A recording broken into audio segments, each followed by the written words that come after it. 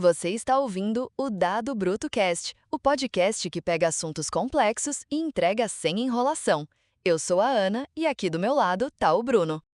Oi, oi! E olha, hoje é um desses episódios que vai fazer você olhar para o seu celular de um jeito completamente diferente.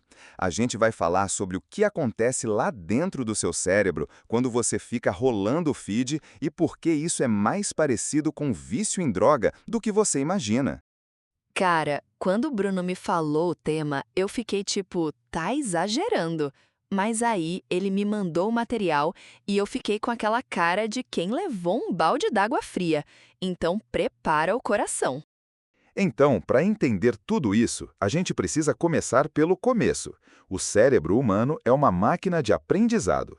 E uma das coisas mais interessantes é que ele foi moldado ao longo de milhões de anos de evolução para a gente não ficar entediado com o que já conhece. Acontecimentos rotineiros não nos emocionam. O cérebro quer novidade. Pera, deixa eu entender. Então é o meu próprio cérebro que me faz querer coisas novas o tempo todo? Não é fraqueza de caráter, é biologia.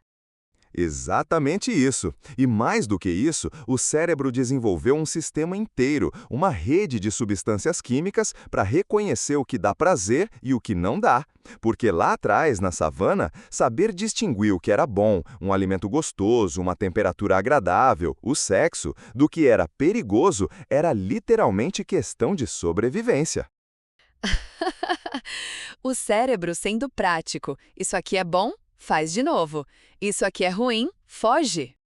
Isso. E aí vem a parte bonita. O cérebro não ficou só no sentir prazer. Ele criou um segundo circuito conectado ao primeiro, que é o circuito de busca. Ou seja, quando você sente algo bom, automaticamente dispara um sistema que te motiva a ir atrás daquilo de novo. Os dois trabalham juntos. Nossa, que inteligente! Então é por isso que depois de comer uma pizza incrível, você já fica pensando na próxima pizza? Perfeita analogia, Ana. E peraí, isso também explica a depressão de um jeito que muita gente não sabe. Na depressão, o circuito de reconhecimento do prazer fica com defeito. A pessoa não consegue mais sentir aquela alegria. Então, o circuito de busca também não dispara. Resultado, falta total de motivação para qualquer coisa. Cara, isso me pegou. Nunca tinha pensado na depressão por esse ângulo, sabe? É quase como se o sensor quebrasse antes do motor. Essa é uma ótima forma de colocar. E aí entra o vilão da história, ou os vilões.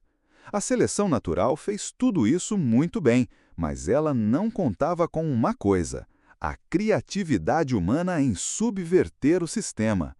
Entra em cena as drogas psicoativas. Aí começa a ficar assustador. Muito. Quando você usa cocaína, fuma maconha, toma café, sim, o cafezinho está nessa lista, acontece uma liberação enorme de um neurotransmissor chamado dopamina.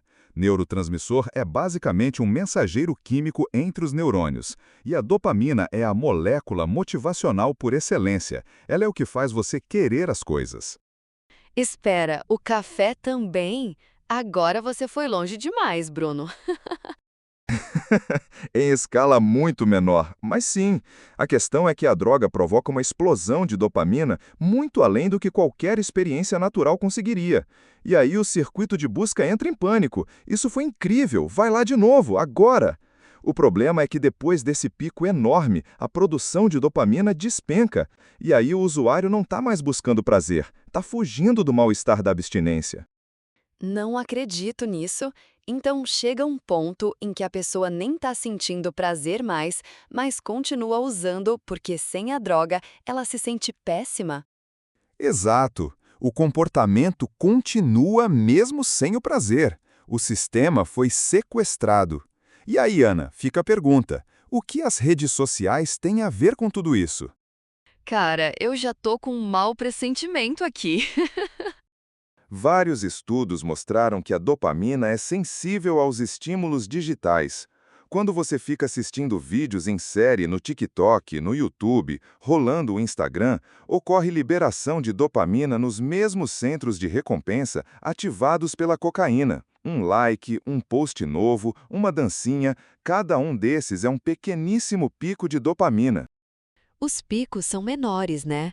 Então não é tão grave quanto a droga. É aí que está a armadilha. Os picos são menores, sim, mas, e esse mais é enorme, as plataformas foram projetadas por engenheiros e cientistas para disparar esses picos de forma contínua e persistente. Não é acidente, é design. O scroll infinito, a notificação, o autoplay, tudo foi pensado para manter seu circuito de recompensa ativado o tempo todo. Isso é intencional da parte das empresas? Há documentos, depoimentos de ex-funcionários do Vale do Silício, estudos internos que vazaram, e sim, o modelo de negócios dessas plataformas é literalmente baseado em tempo de atenção. Quanto mais tempo você fica, mais anúncio eles veiculam, mais dinheiro entra.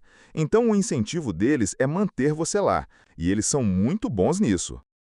Olha só, e aí o mesmo efeito de abstinência da cocaína acontece com o celular?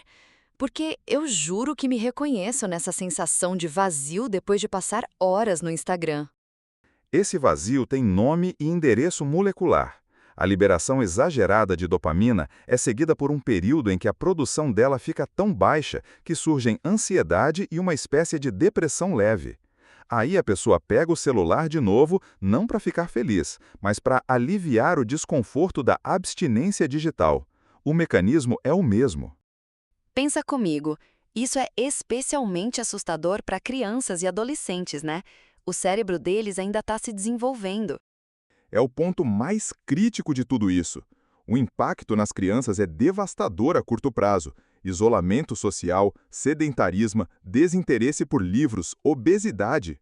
E o circuito de recompensa delas ainda está em formação. Ele está sendo calibrado agora. Quando você sequestra esse sistema com estímulos artificiais intensos durante a infância, você potencialmente deforma a forma como esse cérebro vai lidar com prazer e motivação para o resto da vida. E no longo prazo, a gente sabe o que acontece? E, como eu ia dizendo, peraí, esse é um ponto que me incomoda muito. A resposta honesta é: não sabemos. Essa geração de crianças que cresceu com o smartphone na mão desde os 2 anos é a primeira da história. A gente não tem estudos de longo prazo ainda. A humanidade está num experimento sem precedentes, sem grupo de controle, sem consentimento. Isso é de arrepiar. E aí, o que a gente faz? Porque jogar fora o celular não é uma opção real, né? Não é. Mas entender o mecanismo já é o primeiro passo. Quando você sabe que aquele impulso de pegar o celular às 11 da noite não é você querendo diversão, é seu cérebro em abstinência, você começa a ter uma relação diferente com isso. Consciência não resolve tudo, mas ajuda. E a discussão sobre regulação dessas plataformas, especialmente para crianças, precisa acontecer com urgência. Cara, que episódio!